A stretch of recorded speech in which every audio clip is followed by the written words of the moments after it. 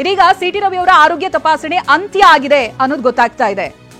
ಇನ್ನೇನು ಕೆಲವೇ ಕ್ಷಣಗಳಲ್ಲಿ ಸಿಟಿ ರವಿ ಅವರನ್ನ ಕೋರ್ಟ್ಗೆ ಹಾಜರುಪಡಿಸುತ್ತಾರೆ. ಬೆಳಗಾವಿ ಜಿಲ್ಲಾ ಕೋರ್ಟ್ಗೆ ಖಾಕಿ ಹಾಜರುಪಡಿಸಲಿದ್ದಾರೆ.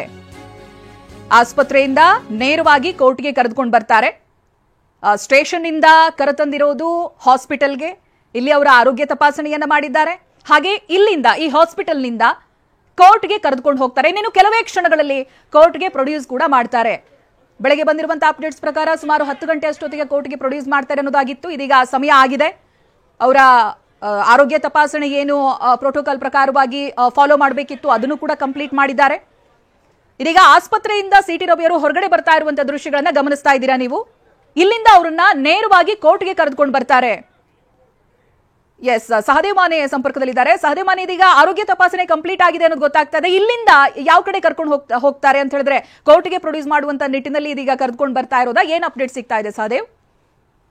ಚೈತ್ರ, ಈಗಷ್ಟೇ ಏನು ಮುತಗಾ ಗ್ರಾಮದ ಸಮುದಾಯ ಆರೋಗ್ಯ ಕೇಂದ್ರದಲ್ಲಿ ಸಿಟಿ ರವಿ ಅವರ ಆರೋಗ್ಯ ತಪಾಸಣೆ ಮುಕ್ತಾಯವಾಗಿರುವಂತದ್ದು. ಸುಮಾರು 20 ನಿಮಿಷಗಳ ಕಾಲ ಅವರ ಆರೋಗ್ಯವನ್ನ ಡಾಕ್ಟರ್ ರಾಮಕೃಷ್ಣ ಅವರು ತಪಾಸಣೆ ಮಾಡಿರುವಂತದ್ದು ಮತ್ತು ಅವ್ರಿಗೆ ಏನಾದ್ರು ಸಮಸ್ಯೆಗಳಿದಾವೆ ಅನ್ನುವಂಥದ್ದನ್ನು ಕೂಡ ಕೇಳಿ ತಿಳಿದುಕೊಂಡಿರುವಂತದ್ದು. ಈಗಷ್ಟೇ ಏನು ಆಸ್ಪತ್ರೆಯಿಂದ ಅವ್ರನ್ನ ಮತ್ತೆ ಈಗ ಬೆಳಗಾವಿಯತ್ತ ಕರೆದುಕೊಂಡು ಹೋಗ್ತಾ ಇರುವಂತದ್ದನ್ನು ಕೂಡ ಕರೆದುಕೊಂಡು ಹೋಗ್ತಾ ಇರುವಂತದ್ದು. ಇಲ್ಲಿಂದ ಸುಮಾರು ಇನ್ನೂ 8 ಕಿಲೋಮೀಟರ್ ಬೆಳಗಾವಿ ನಗರ ಇರುವಂತದ್ದು. ಸೊ ಸದ್ಯ ಈಗ ಬೆಳಗಾವಿ ತಾಲೂಕಿನ ಬಸವನಕುರ್ಚಿ ಅನ್ನುವಂತಹ ಗ್ರಾಮದ ಬಳಿ ಈಗ ಸಿಟಿ ರವಿ ಅವರ ಕಾರು ಹೋಗ್ತಾ ಇರುವಂತದ್ದು. ಇಲ್ಲಿಂದ ನೇರವಾಗಿ ನ್ಯಾಯಾಧೀಶರ ಮುಂದೆ ಸಿಟಿ ರವಿ ಅವರನ್ನ ಹಾಜರುಪಡಿಸ್ತಾರೆ.